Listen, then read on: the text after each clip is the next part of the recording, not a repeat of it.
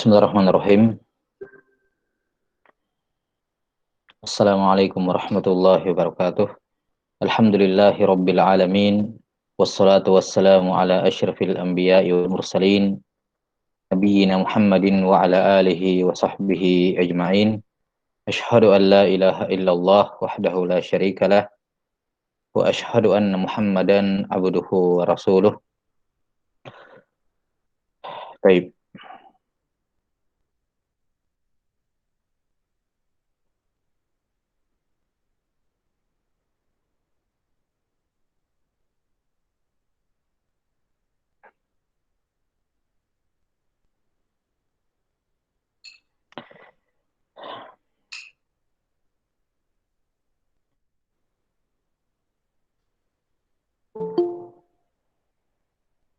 Bentar ya.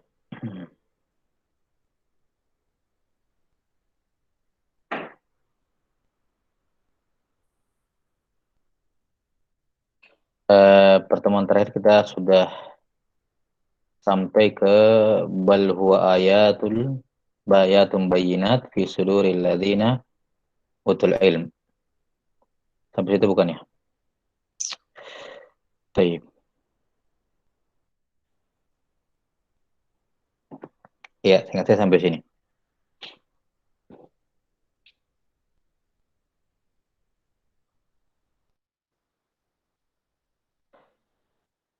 Enam.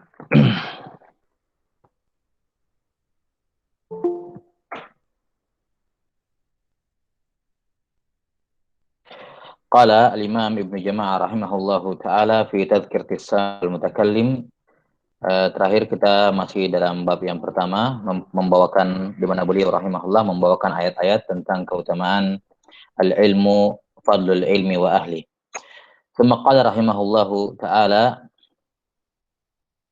wa qala ta'ala innama yakhsyallaha min ibadihil ulama. Innama yakhsyallaha min ibadihil ulama. Wa qala ulaika hum khairul bariyah ila qawlihi dzaka liman khasyiya rabbah. Kata beliau rahimahullahu taala, dalil berikutnya adalah firman Allah dalam surah Al-Fatir ayat 28, innama yakhsyallaha min ibadihil ulama, bahwa yang takut kepada Allah Subhanahu wa taala atau tiada yang takut dari hamba-hamba Allah Subhanahu wa taala ya kepada Allah melainkan ulama. Innama di sini yufidu al-hasr, menunjukkan pembatasan. Ya, hanya saja pembatasan di sini, atau kita terangkan dulu secara umum makna ayatnya. Taib. Ayat ini dibawakan oleh penulis rahimahullahu taala, zahirnya di dalamnya jelas akan keutamaan ulama. Ya, bahwa Allah Subhanahu wa taala menjadikan di antara seluruh hamba-hamba Allah Subhanahu wa taala yang memiliki sifat khasyah, sifat takut kepada Allah Subhanahu wa taala atas dasar ilmu hanyalah al-ulama. Hanyalah al-ulama. Taib. Innama yakhsyallaha min ibadihil ulama. Di sini Allah Subhanahu wa taala ya menggunakan lafaz innama yang yufidul hasar, menunjukkan pembatasan. Dan ini berhubungan dengan kata khasyah. Dan ma'ruf bahwasanya khasyah itu adalah al-khaufu ma'al ilm. Yani al-khauf as-sadir minal ilmi ya minal ilm. Bahwa al-khasyah itu adalah rasa takut yang lahir dari ilmu. Adapun rasa takut yang tidak lahir dari ilmu, ya, takut karena faktor yang lain selain dari ilmu, itu tidak dikatakan khasyah. Karena itulah bahwa orang-orang yang takut kepada Allah Subhanahu wa taala atas dasar ilmu hanyalah al-ulama. Ya. Maka akan muncul pertanyaan, apakah ayat ini menunjukkan tidak ada yang takut kepada Allah kecuali ulama? Jawabannya tidak. Ayat ini tidak menunjukkan bahwa hanya ulama yang takut kepada Allah Ta'ala, yang bukan ulama tidak takut kepada Allah. Tidak, ayat ini tidak menunjukkan seperti itu. Ya. Kenapa? Karena ayat ini hanya menunjukkan pembatasan pada, memang menunjukkan al-hasr, tapi hasarnya disesuaikan dengan konteksnya, yaitu khasyah. Maka yang dikhususkan di sini bagi para ulama adalah rasa takut yang dibangun di atas ilmu. Yakni Hanya para ulama, ya, hanya para ulama yang takut kepada Allah Ta'ala atas dasar ilmu. Adapun selain ulama, maka ada juga orang-orang yang takut kepada Allah, tapi takut mereka bukan atas dasar ilmu. Apakah takut karena kepada manusia, takut kepada apa namanya, hanya karena takut disiksa dan semacamnya, ya hanya karena takut kehilangan, ya dan seterusnya, sehingga pun dia takut berbuat dosa karena nanti berpengaruh kepada kehidupannya, hak rezekinya dan seterusnya. Dia takut kepada Allah tapi bukan takut atas dasar ilmu yang benar. Maka ayat ini menunjukkan bahwasanya yang takut kepada Allah Subhanahu wa taala selain ulama, dasar ilmu hanyalah al ulama. Hanyalah al ulama. Dan ini menunjukkan keutamaan al ulama dibandingkan yang lain. 6. Karena itulah siapa-siapa saja ulama, ya, yang kemudian dia melakukan hal yang dilarang oleh Allah Subhanahu wa taala, maka hakikatnya saja yang memiliki ilmu namun dia bermaksiat kepada Allah Subhanahu wa taala, maka dia bukan ulama. Kenapa? Karena ulama adalah orang kepada Allah atas dasar ilmu. Ya, atas dasar ilmu. Karena itu Qatadah rahimahullahu taala berkata, fa kullu man asallaha fahuwa jahil. Fakullu man asallaha fahuwa jahil. Maka siapa saja yang bermaksiat kepada Allah Ta'ala, maka dia adalah orang yang jahil walaupun dia memiliki pengetahuan. Kemudian keutamaan berikutnya, ayat ini dihubungkan dengan akhir surah Al-Bayyinah. Ya, akhir surah Al-Bayyinah. Di mana ayat dalam surah menegaskan bahwa satu-satunya yang memiliki khasyah dari semua hamba Allah hanyalah ulama. Kemudian dibawakan tentang keutamaan orang yang khasyah kepada Allah Subhanahu wa taala. Apa keutamaannya orang yang khasyah? Dikatakan di sini, dzalika liman khasyya rabbah. Ini semua balasan yang tersebut sebelumnya itu diperuntukkan untuk yang khasyah kepada Tuhannya.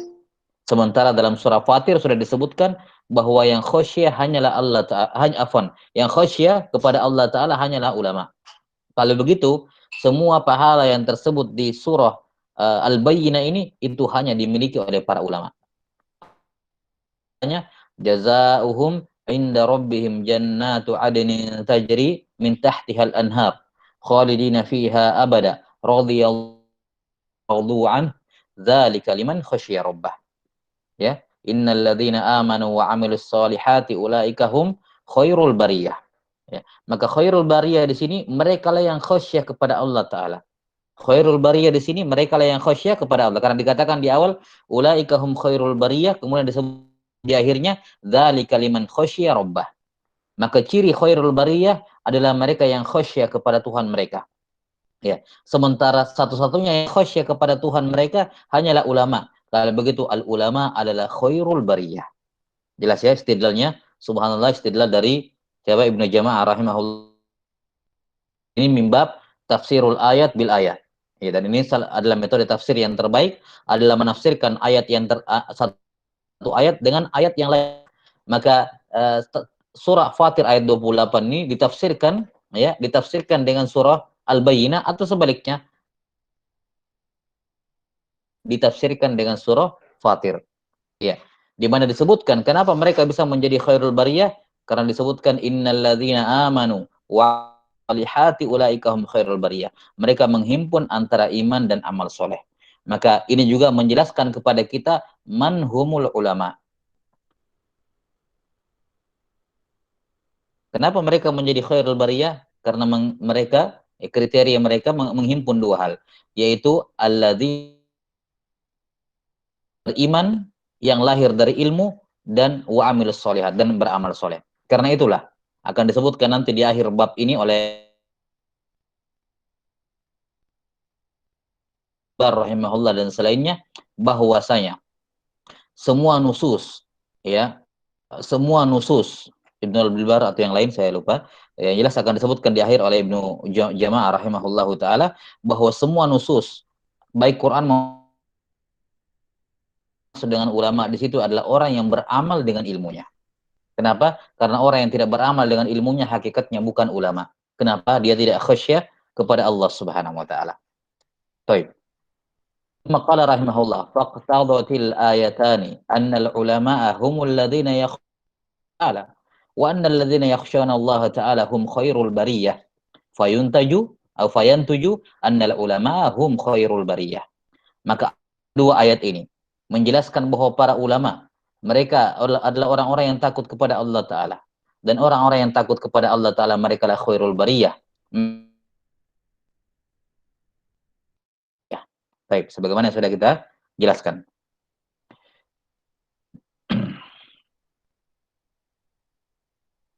Dan siapa? Ibnul Qayyim rahimahullahu taala dalam Miftah dari Sa'adah, sebagaimana yang sudah kita sebutkan kemarin ya. Ini kitab yang terluas, terutama di jilid 1 ya. Kitab yang paling luas menjelaskan akan keutamaan ilmu yang menginginkan referensi pembahasan seputar ilmu ulama. Kitab Miftah dari Sa'adah di jilid pertama ini referensi yang terbaik dan terluas ya. Dan Ibnu Qayyim rahimahullah dalam Miftah dari Sa'adah juga membawakan dalil dari surah Al-Bayyinah ini, kemudian beliau menjelaskan memetik banyak fawaid yang terdapat dalam surah Al-Bayyinah ini. Ya. Taib. Summa qala rahimahullah wa qala Rasulullah. Ini selesai dalil-dalil Al-Qur'an. Ya, selesai dari dalil-dalil ayat Al-Qur'an. Jadi di sini 1 2 3 4 5 6 7 8. 8 ayat Al-Qur'an beliau bawa. Beliau berpindah kepada hadis Rasulullah sallallahu alaihi wasallam. Nah, dalam hadis ini sebagaimana yang sudah kita isyaratkan sebelumnya bahwa di sini beliau hanya menyebutkan sekitar 4 hadis yang sahih. Ya, 4 hadis yang sahih. Kemudian setelahnya semua adalah hadis yang dhaif, bahkan ada yang syadidul dha'af, ya, bahkan ada yang sebagiannya maudhu. Ya, ini maudhu dari kacamata istilah. Ya, ini ada rawi kadzab di dalamnya, bukan maudhu maknanya. Maknanya benar, cuman hadisnya seperti itu. Dan ini sudah kita terangkan kembali bahwa termasuk metode para ulama al-kibar dalam menyusun suatu abwab, kemudian dibawakan dalil-dalil di bawahnya, maka mereka akan mulai membawakan hadis-hadis yang sahih dalam permasalahan. Setelah membawakan hadis-hadis sahih yang dalam permasalahan, mereka akan menyertakan hadis-hadis yang dhaif yang bisa menjadi mutabah, bisa mendukung makna yang sudah dijelaskan oleh hadis-hadis yang sahih tersebut. Dan ini sudah kita sebutkan juga merupakan amalan Syekh Muhammad Ibn Abdul Wahhab rahimahullah dalam kitab Tauhid, sebagaimana yang dijelaskan oleh Syekhuna Badar bin Ali Al-Utaibi hafizahullah taala. Kata beliau, wa qala Rasulullah sallallahu alaihi wasallam, "May yuridillahu bihi khaira yufaqihu fid din." Ya. May yuridillahu bihi khaira yufaqihu fid din. Ini hadis yang pertama yang beliau bawakan. Kata Ibnu Qayyim rahimahullahu taala bahwa kata fiqih, ya, fiqih dalam nusus syara' ya adalah suatu penamaan yang menghimpun antara al-ilmu wal amal. Maka al-faqih menurut istilah syara' adalah orang yang menghimpun antara ilmu dan amalan. Ini fikih dalam istilah syariat, bukan fikih dalam definisi istilah tentunya. Kalau fikih secara istilah kan definisinya apa? Ma'rifatul ahkam syariah al-amaliyah biadillatiha at-tafsiliyah atau allati tariquha al-ijtihad. Itu ma'ruf dalam usul fikih tentunya. Ya, itu fikih dalam secara istilah. Adapun kata fikih dalam syarak, maka yang dimaksud dengannya adalah seorang yang fikih adalah seorang mengetahui tentang agamanya dan beramal dengannya. Itulah fikih. Maka orang yang faqih dalam istilah syarak adalah orang yang memiliki ilmu tentang agamanya dalam segala hal, ya, dan mengamalkannya. Karena itulah Imam Abu Hanifah rahimahullahu taala menamakan kitab aqidahnya dengan apa? Kitab Al-Fiqhul Akbar. Al-Fiqhul Akbar yakni fikih dalam artian syarak. Ya, bahwa secara syariat fikih ini untuk isim untuk semua perkara agama. Semua perkara agama. Dimensi akidahnya, dimensi amalannya, dimensi dari segala sisi itu semua dikatakan fikih, dan dikatakan al-fiqhul akbar yakni berkenaan dengan akidah. Berkenaan dengan akidah ya sebagai pasangan dari al-fiqhul asghar yakni dalam masalah fikih amaliyah. Nah, jadi mayuridillahu bi khaira yufaqihu, kata fikih di sini bukan fikih secara istilah, tapi fikih dalam artian syar'i. Siapa yang Allah inginkan kebaikan pada dirinya, maka Allah akan membuat dia faham tentang urusan agamanya, dan ya dia membuat dia faham dan mengamalkan urusan agamanya. Bukan hanya faham. Maka orang-orang yang hanya memahami permasalahan agama namun dia tidak mengamalkannya, maka dia belum mendapatkan khairan, belum mendapatkan kebaikan. Dia hanya akan mendapatkan kebaikan yang dijanjikan oleh Rasulullah SAW ketika dia menggabungkan antara pengetahuan tentang masalah agama, kemudian dia mengamalkannya. Ya, kemudian dia mengamalkannya.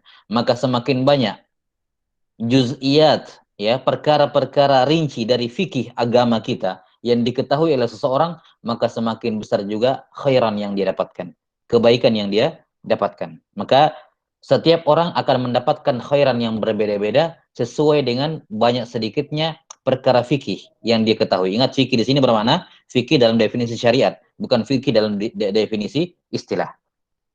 Taib, summa qala rahimahullahu taala wa anhu, yakni dari Rasulullah sallallahu alaihi wasallam, beliau bersabda, al ulama'u warathatul anbiya. Ya. Kata beliau rahimahullah, wa hasbuka bihadhihi darajah majdan wa fakhra. Ya, cukuplah, ya, hadis ini menjadi keutamaan, ya, kebanggaan dan kebanggaan dan keutamaan para ulama. Ya. Tatkala pintu kenabian ditutup, ya, maka mereka menjadi pewaris para nabi tersebut. Wa bihadhihi rutbati syarafan wa dzikra. Yani cukuplah dengan jenjang ini, dengan martabat sebagai pewaris para nabi, sebagai kemuliaan bagi para ulama. Fakama la rutbata fawqa rutbatin nubuwah, fala syarafa fawqa syarafi warisi tilka rutbah.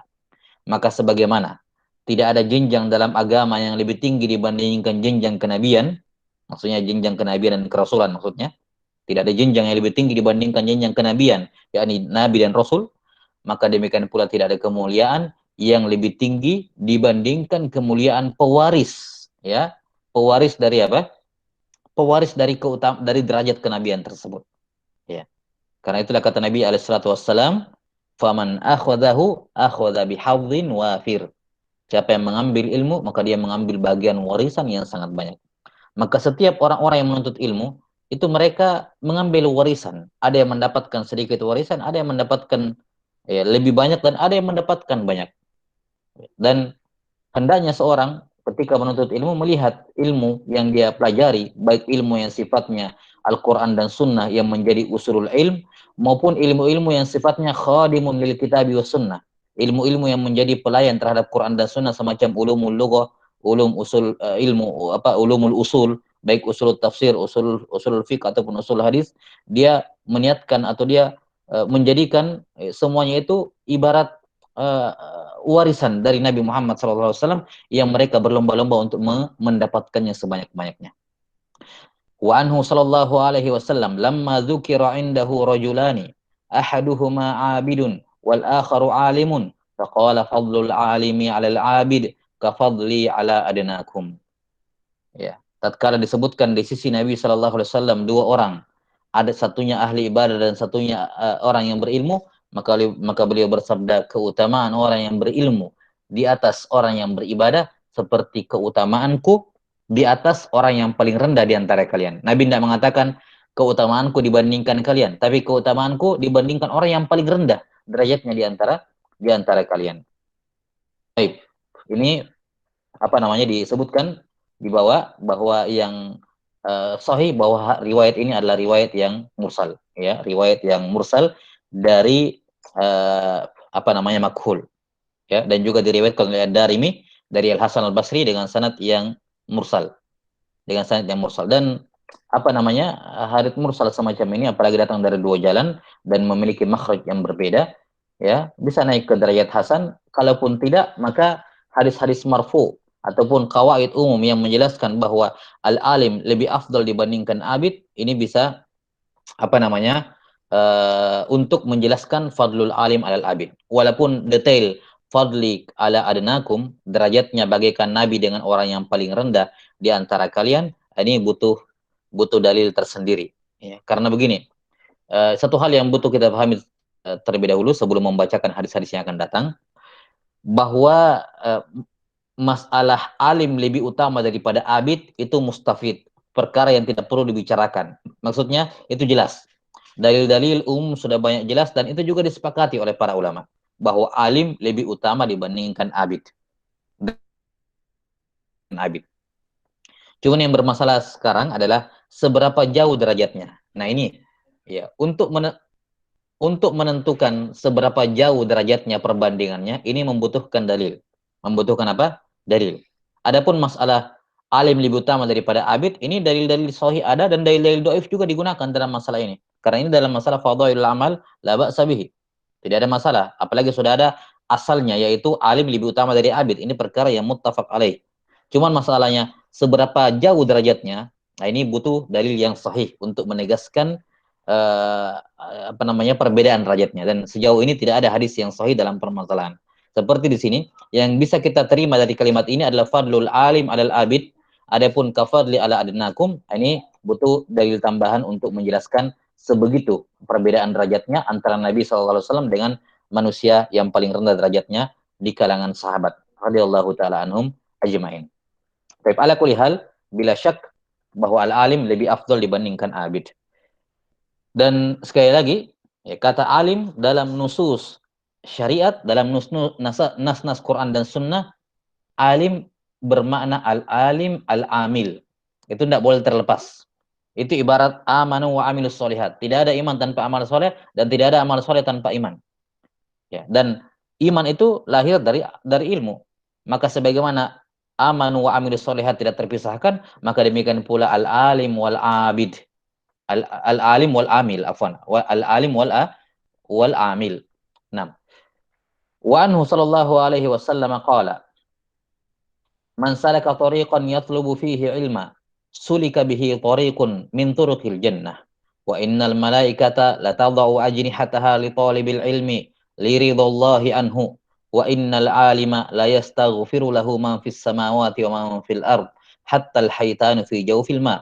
Wa inna fadlal alimi 'alal abidi ka fadlil qamari lailatal badr lailatul badr ala sairil kawakib. Wa innal ulama'a warahatul anbiya'i wa innal anbiya'a lam yuwarithu dinara wala dirhama wa innama warathul ilm faman akhadahu akhadha bihadzin wafir. Baik. Ini disebutkan beberapa keutamaan dalam hadis, saya kira jelas ya. Ya. Kita bacakan cepat saja. Kata Nabi SAW, siapa yang menempuh jalan yang dia menuntut ilmu padanya, maka dia akan diperjalankan di jalan dari jalan-jalan surga. Ini keutamaan yang pertama. Dan kata para ulama, apa namanya, thoriq di sini mencakup thoriqun hissi dan thoriqun maknawi. Thoriqun hissi dan thoriqun maknawi. Adapun thoriqun hissi yakni rihlah. Rihlah birijlaihi. Ya, dengan kakinya berjalan mendatangi para guru. Ya, mendatangi para guru baik di negerinya maupun di luar dari negerinya. Dan yang kedua thoriqun maknawi, yakni dia melakukan proses ta'allum, imam membaca, imam mendengar, imam mencatat, imam menghafal, imam mengulangi hafalannya, menjaga. Ini semua merupakan thariqun maknawi, ya, li talabil ilm. Maka walaupun seorang berbaring masalan sambil mengulang-ulangi hafalannya, maka dia dianggap menempuh jalan. Karena jalan di sini thariq mencakup thariqun hissi dan thariqun maknawi. Taib. Dan apa namanya, di masa sekarang, ya, tidak ada seorang pun yang tidak bisa menempuh jalan menuntut ilmu, ya, kecuali orang-orang yang malas saja. Tidak ada lagi alasan, tidak seperti zaman dahulu. Zaman dahulu tidak ada kendaraan, ya, tidak ada apa namanya makan waktu di perjalanan. Sekarang dengan kemudahan dari Allah Subhanahu wa taala melalui apa namanya semua hal yang berkenaan dengan sarana telekomunikasi, ya, baik yang suara maupun sifatnya visual, ya. Maka tidak ada yang tidak menuntut ilmu kecuali orang-orang yang memang malas saja. Ya, kecuali memang orang-orang yang tidak tidak mau melapangkan waktunya, ya. Karena semuanya terbuka luas bagi dirinya. Tinggal dia yang menempatkan dirinya pada apa namanya, apa yang dia pantas atau yang dia merasa layak untuk sesuai dengan derajatnya, sesuai dengan marhalahnya untuk belajar di situ. Nah, tapi semua terbuka luas. Nah, summa qala rahimahu sallallahu alaihi wasallam, wa innal malaikata la tadau ajnihataha li talibil ilm liridallahi anhu. Bahwa malaikat meletakkan sayap-sayap mereka pada talibul ilm, ya, karena ridho Allah kepadanya.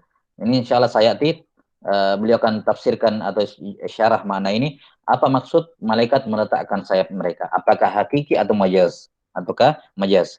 Kata beliau, wa innal alima la yastaghfir. Ini keutamaan yang kedua ya. Keutamaan yang ketiga, wa innal alima la yastaghfiru lahu man fis samawati wa man fil ard hatta al-haytanu fi jawfil ma. Ya.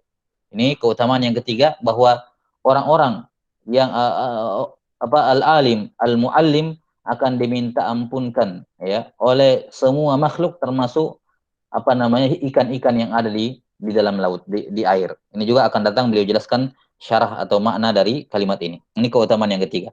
Yang keempat, wa inna fadlal alimi 'alal 'abid ka fadlil qamari lailatal badr ala sairil kawakib.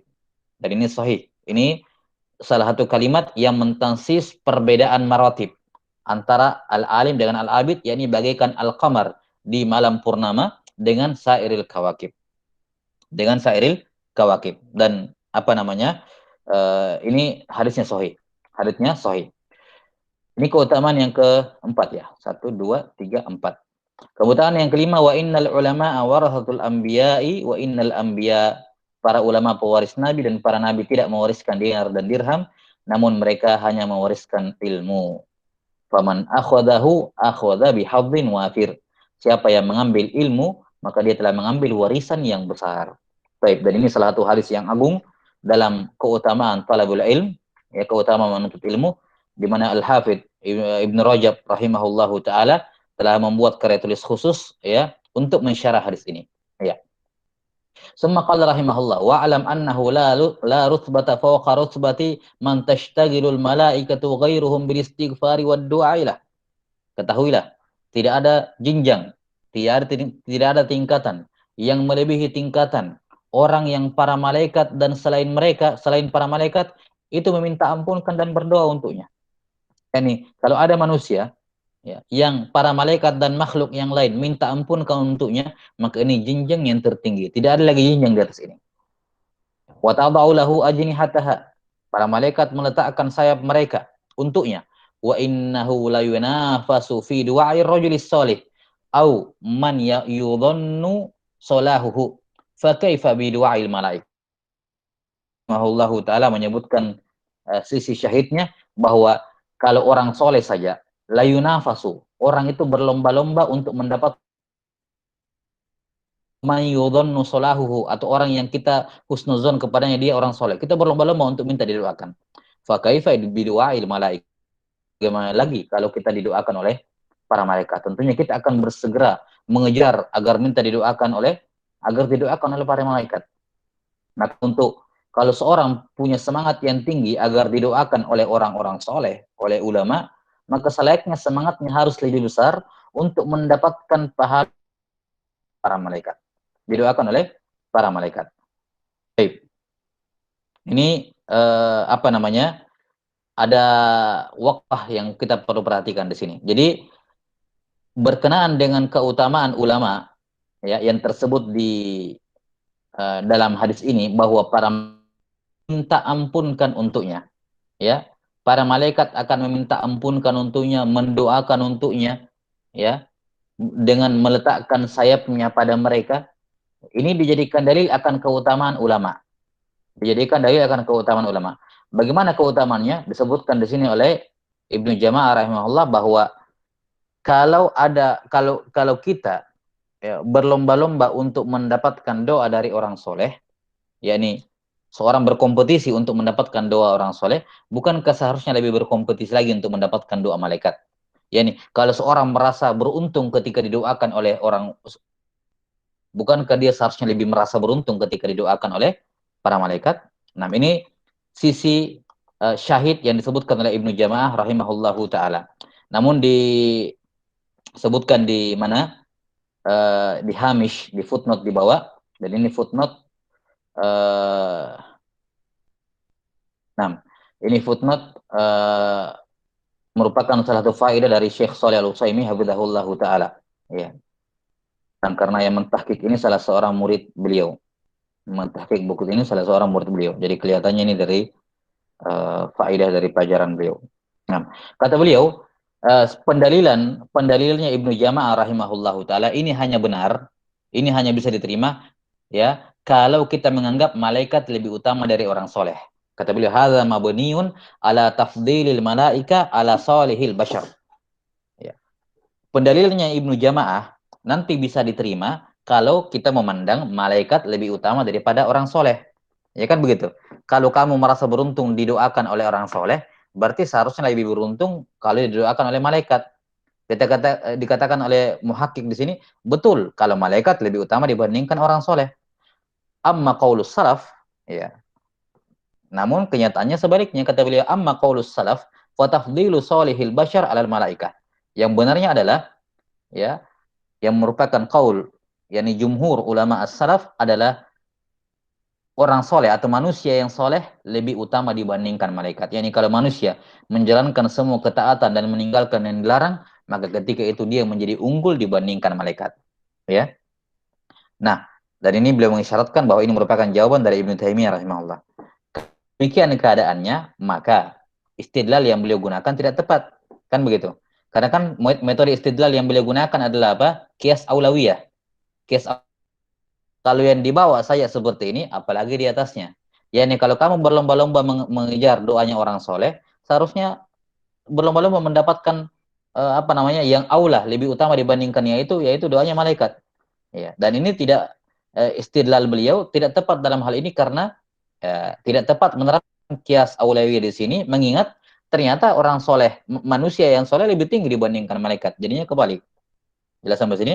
Dan jadinya kebalik. Ini waqfah yang pertama, catatan yang pertama pada istidlalnya Ibnu Jama'ah rahimahullahu taala. Kemudian waqfah yang kedua yang beliau sebutkan di sini, wa innahu la yunafasu. Yani seorang itu tanafus, berlomba-lomba untuk mendapatkan doa orang soleh. Ya. Ini seakan-akan minta didoakan oleh orang soleh itu perkara yang paling mulia, yang paling afdal. Padahal tidak. Disebutkan di sini oleh beliau rahimahullahu taala, ya, wa innahu la yunafasu hadhil munafasa laisat ala ma atlaqa al musannif, ya. Ini tidak bisa diitlakkan bahwa berlomba-lomba untuk minta didoakan oleh orang soleh itu yang paling afdol. Tidak bisa diitlakkan seperti itu. Kenapa? Fa innal munafasa innama takunu fi syai'in azzu min ghairihi. Karena berlomba-lomba hanya bisa dilakukan pada sesuatu yang dia lebih mulia, lebih unggul dibandingkan yang lain. Walaysa du'a'ur rajuli sholihi kadzalik. Namun kenyataannya minta didoakan oleh orang soleh tidak demikian. Bal a'azzu minhu, bahkan lebih utama dibandingkan minta didoakan oleh orang soleh adalah du'a'ur rajuli li nafsi. Seorang mendoakan dirinya sendiri. Itu lebih afdal. Ya. Ibnu Taimiyah rahimahullahu taala bahwa berdoa sendiri untuk diri sendiri itu lebih afdal daripada minta didoakan oleh orang lain. Inna du'a ar-rajuli li nafsihi akmalu min iltimasid du'ai min rajulin soleh. Walihada kana akabiru ashabin Nabi sallallahu alaihi wasallam ka Abi Bakr wa Ali radhiyallahu anhum la yas'aluna an-nabiy sallallahu alaihi wasallam ad-du'a lahum. Ya. Kama dzakara dzalika Abu Abbas Ibnu Taimiyah Al-Hafid fil Qa'idatil Jalilah. Kata beliau, karena itulah para pembesar sahabat seperti keempat khalifah tidak warid dari mereka itu mereka minta, ya. Tidak warid, kata Ibnu Taimiyah rahimahullahu taala. Ya. Yang datang kepada Nabi minta didoakan semacam siapa? Semacam Uqasyah bin Mihsan radhiyallahu taalaan, atau sahabat-sahabat yang ya dia mendapatkan keutamaan ketika didoakan oleh Nabi sallallahu alaihi wasallam. Yani seandainya minta didoakan Nabi sallallahu alaihi wasallam adalah halul kumla, adalah kondisi yang paling sempurna, maka tiap hari pasti Abu Bakar, Umar, dan kita akan dapat di banyak riwayat Abu Bakar dan Umar berlomba-lomba meminta didoakan. Tapi kenyataannya tidak demikian. Maka, maka kata beliau, kata Syekh Al-Utsaimin hafizahullah, fal halul kumla hiya ayyadu wal insanu li nafsih. Maka hal yang paling sempurna adalah seorang berdoa untuk dirinya sendiri. Wa ala hadza jara amalus salaf rahimahumullah. Inilah yang menjadi amalan para ulama as-salaf. Dan ini faedah yang mufidah dari Syekhuna Shalih bin Abdullah Al-Utsaimin hafizahullahu taala. Baik, semakal. Jadi kita pahami bahwa istidlal dari Ibnu Jama'ah di sini yakni fihi waqfatun atau waqfatain, ya. Fihi waqfatan. Ada dua catatan sebagaimana disebutkan di hamish di bawah. Kemudian beliau masih melanjutkan menjelaskan hadis di atas, wa qad ikhtalifa fi ma'na wad'i ajnihatiha. Para ulama berbeda pendapat mengenai makna para malaikat meletakkan sayapnya. Faqila at-tawadhu'u lah. Pendapat yang pertama, malaikat tawadu kepadanya. Waqila an-nuzulu indahu, ya, wal huduru ma'ahu. Ya, turun di sampingnya, hadir di majelis tersebut. Ini penafsiran yang kedua. Penafsiran yang ketiga, waqila at-tauqir wa ta'dhimu lahu, mengagungkan dan memuliakannya. Waqila ma'nahu, dan ada yang pendapat yang keempat, tahmiluhu 'alaiha fatu'inuhu 'ala bulughi maqasidihi. Ya, dia membawa penuntut ilmu itu, menaikkan penuntut ilmu itu di atas sayapnya, kemudian membantu dia untuk mencapai tujuannya dalam taib. Ini empat makna yang disebutkan di sini, dan makna yang kedua ini makna yang sesuai dengan lafadznya, makna hakikinya. Akan sayap, yakni itu hanya akan terjadi ketika malaikat turun dan hadir di majelis tersebut. Ya, turun dan hadir di tersebut. Adapun tiga makna yang lain ini makna majaz terhadap wad'ul ajniha. Sebagaimana firman Allah Ta'ala, wakhfid janahaka lil mu'minin, ya Muhammad alaihi salatu wassalam. Iya. Baik, ini dari empat makna yang disebutkan di sini, tiga makna yang pertama semuanya tidak ada masalah, ya. Semuanya tidak ada masalah. Tawadhu lahu ini salah satu majaz dari wad'ul ajniha, tidak ada masalah. An-nuzul indah wal hudur ma'hu ini hakiki, makna hakiki. Wat tauqir wat ta'zimu lahu ini juga makna majaz. Yani meletakkan sayap, yani mengagungkan, ya. Sebagaimana firman Allah Ta'ala, wakhfid lahuma janahadzul, kepada orang tua, yani hormati, tauqir dan ta'zim orang tuamu. Janahadzul yani bermakna at-tauqir wa ta'zim. At-tawadhu, penafsiran yang pertama dan yang ketiga ini penafsiran dengan majaz, dengan makna majaz dari ajniha. Sementara penafsiran yang kedua ini makna hakiki. Ya, bagi ikhwan yang yang sudah pelajari tentunya di usul fikih wal waraqat, saya kira sudah paham ya perbedaan antara al-majaz dan hakiki. Nah, adapun penafsiran yang keempat dikatakan di sini, malaikat mengangkat penuntut ilmu tersebut di atas sayapnya, kemudian membantu dia untuk sampai ke tujuannya. Nah, ini untuk penafsiran yang keempat ini, ya ini yang fihi karena ada keterangan tambahan, yakni dinaikkan di atas sayap. Nah, walaupun tentunya si talibul ilm tidak akan merasa dia tidak akan merasa dia berada di atas sayap, sebagaimana ketika malakul maut misalnya mencabut nyawanya, ya bisa jadi dia tidak melihat dan tidak merasakan malakul maut tersebut, ya.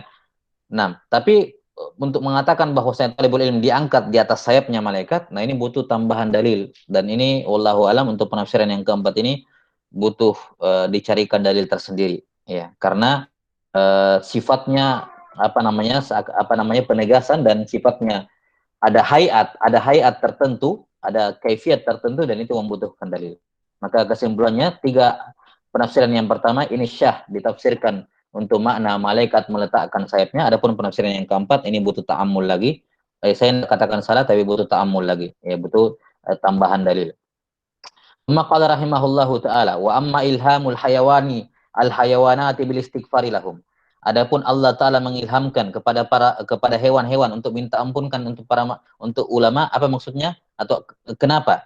Apa sebabnya? Ya, Allah Taala mengilhamkan kepada hewan untuk minta ampunkan ulama. Kata beliau, faqila li'annaha khuliqat salihil ibadi wa manafi'ihim wal ulama'u humul ladzina yubayyinuna ma yahillu lahum ma yahillu minha wa ma ilaiha wa nafyi dharari anha. Nah, di sini kata beliau alasannya adalah karena hewan itu diciptakan untuk maslahat hamba dan untuk kemanfaatan mereka. Ya. Sementara para ulama lah yang menjelaskan mana yang halal yang bisa dimakan dan mana yang haram. Dan para ulama juga yang mewasiatkan dengan perintah Allah dan Rasulnya, mewasiatkan kepada manusia untuk berbuat baik kepada hewan dan tidak menimpakan mudarat kepada mereka. Ya, yakni para ulama lah yang menjelaskan kepada manusia, ya, bagaimana cara bermuamalah dengan hewan sehingga hewan memenuhi tujuan dia diciptakan. Ya, hewan kalau diciptakan terus nggak diapa-apain kan begitu. Ya, maksudnya tidak memenuhi tidak memenuhi salah satu tujuan penciptaan dia adalah untuk salihil ibad. Huwallazi khalaqalakum ma fil ardi jami'a. Maka tatkala ulama menjelaskan bagaimana cara bermuamalah dan ketika manusia bermuamal dengan hewan, maka hewan tersebut telah memenuhi tujuan yang dia diciptakan untuknya. Nah, karena itulah mereka kepada para ulama dengan minta ampunkan kepada mereka. Baik. Sampai di sini ini semua di atas hadits-hadits yang sahih secara umum ya. Nah, pun setelahnya mulai dari sini sampai ke bawah ini semua hadis-hadis tidak lepas dari dhaif, bahkan syadidul dhaaf, agak parah dhaifnya. Cuman dibawakan di sini oleh siapa, uh, Ibnu Jama'ah rahimahullahu taala sebagai mimbab mutabah saja, mimbab mutabah. Dan ala qauli ba'di ahli ilm, menurut pendapat sebagian ahli ilm, hadis doif jiddan, ya, doif jiddan, doif yang sangat parah. Tapi kalau banyak jalan-jalannya, apakah bisa naik ke derajat hasan li ghairihi atau tidak? Kita kan tahunya selama ini kalau hadis doif yang ringan, dhafun yasir, ketika datang dari jalan lain yang mendukung, itu bisa naik ke derajat hasan li ghairihi. Nah, bagaimana dengan hadis doif yang sangat parah? Ketika banyak jalannya. Memang semua doif parah, tapi banyak jalannya. Apakah bisa naik ke derajat hasan li ghairihi? Jumhur ulama memang memandang tidak bisa. Tetap tidak bisa. Jumhur muhaddisin memandang tidak bisa. Walaupun ada sekelompok atau sebagian ahlul ilm dari kalangan muhaddisin yang memandang bisa naik ke derajat hasan, bisa naik ke derajat hasan li ghairihi. Ya. Wallahu taala alam bisawab. Nah, maka di sini hadis-hadis yang syadidul dhaaf yang beliau bawakan di sini semuanya hanyalah mimbab isti'nas saja. Mimbab apa? Isti'nas, bukan mimbab isti'nas wal istishhad, bukan mimbab i'timad, bukan bersandar pada hadis-hadis ini. Adapun sandaran hadis-hadis yang beliau gunakan untuk menunjukkan keutamaan alim wal ulama atau ilmu wal ulama sudah berlalu semuanya hadis-hadis sahih di atas. Wa anhu sallallahu alaihi wasallam yuzanu yaumal qiyamati midadul ulama'i wa damus syuhada. Dikatakan, katanya dalam hadis disebutkan di sini bahwa akan ditimbang pada hari kiamat tintanya ulama dan darahnya syuhada. Qala ba'duhum hadza ala anna a'lama lisyahidi damuh wa adna ma lil alimi midaduh. Ya, ini pun ya, kalau kita karena kita menganggap bahwa yang tertinggi dari syahid adalah darahnya, sementara yang terendah dari jasa ulama adalah penanya. Jadi jasa yang tertinggi adalah nyawanya, darahnya. Sementara jasa ulama yang terendah adalah tintanya. Ya, tentunya dia punya jasa yang lebih besar dibandingkan tinta, ya, dengan lisannya dan seterusnya. Nah, maka seakan-akan dikatakan di sini bahwa tintanya ulama itu setara dengan darahnya syahid. Ya, padahal syahid ini darah bagi syahid itu sudah amalan yang paling berat. Sementara tinta bagi ulama itu masih amalan yang ringan, belum amalan yang berat. Ya, maka seakan-akan disebutkan di sini bahwa amal ulama itu lebih utama dibandingkan syuhada. Ulama lebih utama dibandingkan syuhada, karena tintanya kan amalan paling kecilnya ternyata sudah setara dengan darahnya syuhada. Apalagi kalau dipilih amalan yang paling beratnya dari al ulama. Dan makna bahwa ulama lebih utama dibandingkan syuhada ini didukung dengan nusus syariat yang yang sudah sabit dalam nas-nas syariat kita, bahwa ulama lebih afdol dibandingkan syuhada. Yani ad-da'watu bil qalam, ya, wal lisan itu lebih afdol dibandingkan bisilahi wasinan, ya, lebih afdol dengan pena dibandingkan dengan pedang. Dari beberapa sisi disebutkan oleh para ulama. Sisi yang pertama, bahwa orang-orang yang terjun, ya, di medan dakwah ulama itu lebih sedikit jumlahnya dibandingkan dibandingkan yang terjun di medan jihad. Ya, jihad yang penting kamu sehat, kamu kuat, ya, bisa terjun. Tapi di medan dakwah tidak seperti itu. Tidak cukup kamu sehat dan kuat. Maka orang terjun di dalamnya lebih sedikit. Kemudian sisi afdoliyah yang kedua, bahwa awaik, penghalang, baik penghalang internal dari diri sendiri maupun eksternal dari luar berupa musuh-musuh dakwah itu lebih banyak, ya. Itu lebih banyak dibandingkan Ya, dibandingkan syuhada. Syuhada kan jelas musuhnya siapa, orang kafir, selesai. Nah, ya, kan kalau yang dilawan sama muslim bukan syahid namanya. Ya, kalau perang saudara, bukan yang meninggal di situ bukan dikatakan mati syahid. Syahid adalah ma'rakah mangkutila fi ma'rakatil kufar, kan begitu jelas. Maka lawannya jelas orang kafir satu sisi. Tapi duat, ya, selain dari orang kafir juga dari kalangan munafikin, dari kalangan muslimin yang terpengaruh dengan dakwah dari orang-orang munafik. Nah, maka ini musuhnya lebih banyak. Maka tatkala yang terjun di dalamnya lebih sedikit dan penghalangnya lebih banyak, wajar kalau kerjaan ulama atau derajat ulama lebih tinggi dibandingkan derajat asyuhada. Jelas? Ini suatu hal yang sabit dalam kawaid syariat kita, walaupun untuk tafsilnya seperti yang tersebut dalam hadis ini tidak syah karena tidak syah dalilnya. Makanya sekali lagi di sini beliau hanya membawakan apa yang paling baik yang beliau dapatkan, ya. Kenapa? Karena kaidah asalnya sudah jelas, sabit dengan dalil-dalil yang banyak dalam syariat kita bahwa ulama lebih afdal dibandingkan syuhada. Wa anhu sallallahu alaihi wasallam annahu qala ma ubidallahu bi syai'in afdala min fiqhin fi dinin wala faqihun wahidun asyaddu ala syaitani min alfi abid. Kata beliau, tidaklah Allah Subhanahu wa taala disembah dengan suatu amalan yang lebih afdal dibandingkan fikih fiddin. Ya, dibandingkan fikih fiddin. Dan satu orang faqih dalam agama lebih berat bagi setan dibandingkan 1000 ahli ibadah. Taib, ini juga doaif secara marfu dan akan datang nanti bahwa yang benarnya yang mahfuz ucapan dari kalimat yang pertama di sini adalah ucapannya Az-Zuhri rahimahullahu taala. Ya.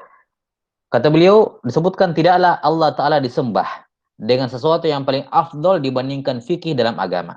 Tapi fikih yang dimaksud di sini fikih dalam artian syariat, bukan fikih dalam istilah dalam definisi secara istilah. Ini fikih dalam syariat yakni agama seluruhnya, ilmu wal amal. Ya. Dan ini tentunya kita tidak butuh dalil doif ini. Dalil yang sahih sangat banyak kan menunjukkan bahwa fikih adalah ibadah terbaik yang bisa dilakukan oleh seorang hamba. Sebagaimana akan disebutkan nanti. Karena itulah hadis doif semacam ini hanyalah istiqnas, mendukung saja makna yang sudah jelas dalam hadis-hadis yang sahih. Ya. Jelas sampai sini, maka di antara tempat bolehnya meriwayatkan hadis doif, ya, di antara tempat, ya, seorang boleh meriwayatkan hadis doif, ya, min ghairi bayan, walaupun tanpa dijelaskan sisi kedhaifannya, sebagaimana dilakukan di sini oleh Ibnu Jama'ah rahimahullah dan para ulama lain, adalah dalam momen istiqnas saja, mimbab istishhad. Dan ini tentunya hanya bisa diketahui oleh orang yang sudah punya pengalaman dengan atau sudah tahu metodologi para ulama dalam menulis.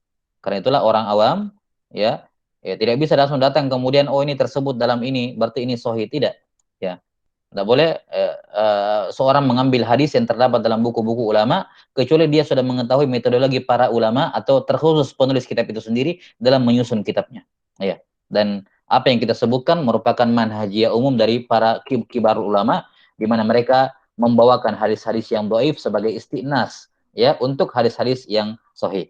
Kemudian dikatakan satu orang faqih dalam agama, yakni faqih di sini dalam agama, bukan dalam fikih amaliyah. Yakni, ya, itu lebih berat, ya, bagi setan dibandingkan menghadapi 1000 ahli ibadah. Dan ucapan semakna ini, ya, juga diucapkan oleh Syekh Muhammad Ibn Abdul Wahab dalam Kasyfus Syubhat, ya kan? Dalam Kasyfus Syubhat beliau sebutkan bahwa uh, satu orang muwahhid itu lebih berat bagi setan, ya, lebih susah dikalahkan oleh setan dibandingkan 1000 ahli ibadah yang jahil. Dan ini juga maknanya wadih, maknanya juga jelas, ya, dan ini terbukti dengan waqi bahwa setan menggelincirkan banyak ahli-ahli ibadah, tapi cukup sulit, ya, butuh waktu yang lama untuk menggelincirkan orang yang berilmu. Bukan berarti orang berilmu tidak bisa digelincirkan oleh setan, tapi butuh waktu lama bagi dia. Berbeda dengan ahli ibadah yang jahil, ya, mudah ditipu oleh syaitan. Taib. ثم قال رحمه الله تعالى وعنه صلى الله عليه وسلم يحمل هذا العلم من كل خلف عدوله ينفون عنه تحريف الغالين وانتحال المبطلين وتأويل الجاهلين. Nah, ini hadits masyhur, ya, ilmu ini akan dibawa dari generasi ke generasi oleh orang-orang yang adil, yakni hendaknya dibawa oleh orang-orang yang adil. Maka di sini kata para ulama, hadis ini khabar tapi bimaknal insya. Jadi sifatnya pengabaran tapi bermakna al-amr, yakni liyahmil hadzal ilm. Hendaknya lah yang membawa ilmu ini, yang mewarisi ilmu ini turun-temurun haruslah orang yang adil. Ya, haruslah orang yang adil. Jadi di sini bermakna khabar tapi surahnya surah khabar, ya, fiil mudhari khabar tapi maknanya makna insya. Maknanya makna insya, dan ini juga saya kira jelas pembahasannya dalam fikih perbedaannya. Ya. Karena Ibnu Hibban rahimahullahu taala memahami hadis ini sesuai dengan zahirnya, yakni khabar bermakna khabar. Nabi SAW mengabarkan bahwa ilmu yakni hadis ini akan dibawa turun-temurun oleh orang-orang adil. Karena itulah Ibnu Hibban, mazhab beliau dalam masalah jarh wa ta'dil adalah semua rawi hadis hukum asalnya adalah adil, udul, sampai jelas jarahnya, ada ulama yang menjarahnya. Wa illa hukum asalnya adalah adil. Maka menurut Ibnu Hibban tidak ada perawi hadis yang majhul. Ya, selama dia meriwayatkan hadis maka asluhu udul. Kenapa? Karena beliau memahami bahwa kata khobar yang tersebut dalam hadis ini yakni min babil khobar. Ya. Wa illa para ulama menyatakan, dan ini yang sahih, bahwa hadis ini memang surahnya surah khobar, tapi bermana insya, yakni bermana amar. Sehingga maknanya hendaknya lah membawa ilmu ini, ilmu hadis ini turun-temurun, hendaknya lah dibawa oleh orang-orang yang adil. Yakni siapa yang mau mengangkat ilmu hadis ini, yang mewariskan turun-temurun hadis nabawi, hendaknya dia memperbaiki adalahnya. Hendaknya dia memperbaiki adalahnya. Nah, yanfuna anhu tahrifal ghalin. Mereka yang akan menghilangkan tahrifnya orang-orang yang melampaui batas, wa intihalal mubdzilin, wa ta'wilal jahilin, dan takwilnya orang-orang jahil. Tapi ini hadis mukhtalafun fi sihhatihi, ya, sahahu ba'du ahli ilm wa dha'afahu akharun. Ya, khilaf dalam masalah ini, dan wallahu a'lam bissawab, amalan Ibnu Jama'ah rahimahullah ketika memasukkan hadis ini di dalam deretan hadis-hadis yang istishhad seperti ini, zahirnya beliau mendaifkan hadis ini. Wa illa qad sahahu ba'du ahli ilm. Hadis ini masyhur ya, disahihkan oleh sebagian ahlul ilm. Taib. Wa fi hadisin yashfa'u yaumal qiyamati salasah. Ya. Pada hari kiamat ada tiga jenis manusia yang akan, atau tiga jenis manusia yang akan memberikan syafaat. Al-anbiya, summal ulama, summa syuhada, summa asyuhada. Taib ini disebutkan riwayat Ibnu Majah, ya, di sanadnya ada Ambasah Ibn Abdurrahman Al-Qurashi, kata Abu Hatim yada'ul hadis. Yada'ul hadis. Taib. Tapi apakah dikatakan ini hadis palsu? La, tidak dikatakan hadis palsu. Ya, maksudnya tidak boleh dikatakan ini apa namanya? Berarti kandungannya palsu semuanya. Tidak. Karena qad yasduqul kadzub, kata para muhaddisin. Ya, kadang pendusta itu benar. Maka bisa jadi dia memang wadha, dia pendusta dan semacamnya, ya, dia pendusta, tapi namanya pendusta pasti ada hadis-hadis sebenarnya. Di mana ulama sesiko apapun dia, pasti dia punya hadis-hadis salah. Dia punya hadis-hadis salah. Maka ini dimasukkan oleh Ibnu Jama'ah dalam hadis-hadis istishhad karena maknanya semuanya jelas. Ada dalil yang mendukung. Ya, yang memberi syafaat para nabi jelas, para ulama jelas, para syuhada jelas. Bahkan disebutkan syuhada memberikan syafaat untuk 70.000 orang apa? Dari keluarganya. Maka tidak ada yang masalah, walaupun kita tidak boleh menisbatkan hadis ini kepada Nabi sallallahu alaihi wasallam, itu jelas, tidak boleh kita katakan sabda Nabi sallallahu alaihi wasallam, tapi apa namanya? Ini maknanya yang tersebut di hadis ini warid dalam hadis-hadis sahih yang lain, maka kita mencukupkan dengan hadis-hadis sahih tersebut. Adapun hadis dhaif di sini hanya dibawakan mimbab istiqnas saja, bukan untuk istidlal dengannya. Waruya al ulama yaumal qiyamati ala manabir min nur. Juga diriwayatkan bahwa para ulama pada hari kiamat itu akan dibangkitkan di atas cahaya, apa, mimbar-mimbar cahaya. Nah, ini juga warid apa namanya, dalam beberapa riwayat, dan ini juga hadis yang dhaif. Hadis yang dhaif, bahkan disebutkan muhakkik di bawah maudhu. Nah, wa naqala al-qadhi Husain ibn Muhammad rahimahullahu taala fi awal ta'liqatihi annahu ruwiya anin nabi sallallahu alaihi wasallam anna man ahabba al-ilma wal ulama lam tuktab alaihi khati'atun ayyama hayati. Al-Qadhi Husain ibn Muhammad rahimahullahu taala menyebutkan di awal ta'liqatnya, ya, bahwa diriwayatkan dari Nabi sallallahu alaihi wasallam, beliau bersabda. Baik. Aliqat Al-Qadhi Husain disebutkan di bawah ya tentang kitabnya. Nah, Abu Ali Husain bin Muhammad bin Ahmad Al-Marwazi.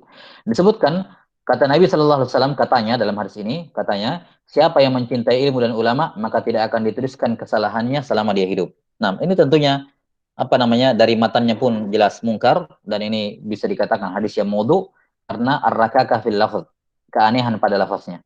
Ya, ada suatu amalan yang kecil, ya, mudah dilakukan, tapi amalannya terlampau besar seperti ini.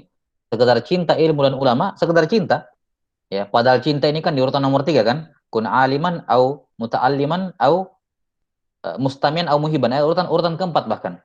Ya, masa cuma di urutan yang keempat muhibban terhadap ilmu wal ulama, dianya bukan alim, dianya bukan muta'alim, cuma cinta, kemudian tidak dituliskan dosa-dosanya seumur hidup. Ini kan jelas rakaka fil lafaz, keanehan pada lafaz, dan ini menjadikan salah satu indikator indikator dari hadis maudhu. Kita selesaikan sedikit lagi nih, tanggung. وقال وروي عنه صلى الله عليه وسلم أنه قال من أكرم عالما فكأنما أكرم 70 نبيا ومن أكرم متعلما فكأنما أكرم 70 شهيدا. Juga diriwayatkan katanya dari Nabi Shallallahu Alaihi Wasallam, ya, dikatakan bahwa siapa yang memuliakan satu orang alim, mufrad. Siapa yang memuliakan satu orang alim seakan-akan memuliakan 70 nabi. Dan siapa yang memuliakan satu pengajar, ya, afwan, satu pembelajar muta'alim, maka seakan-akan memuliakan 70 syahid. Ini juga jelas hadis maudhu ini. Ya, sanad dan matanya maudhu. Ya, mungkar matanya ini ragaka fil lafaz. Bagaimana bisa satu orang alim disamakan dengan 70 nabi? Wa qala man shalla khalfa alimin fa ka'annama shalla khalfa nabiyyin wa man shalla khalfa nabiyyin faqad ghufira lah. Ini juga, ya, mungkar juga matanya. Siapa yang sholat di belakang seorang alim seakan-akan sholat di belakang nabi, dan siapa yang sholat di belakang nabi, seorang nabi, maka diampuni dosanya. Nah, ini juga maudhu sanadan wa matnan. Wa naqala asy-Syarmasahi, ya, begini bacanya, asy-Syarmasahi. Nah, al-Maliki fi awal kitabih Nadmi Duror ani Nabi sallallahu alaihi wasallam annahu qala man adzama al-alima fa inna ma yu'azzimullaha ta'ala wa man tahawana bil alimi fa inna ma dzalika istighfafun billahi ta'ala wa bi rasulih.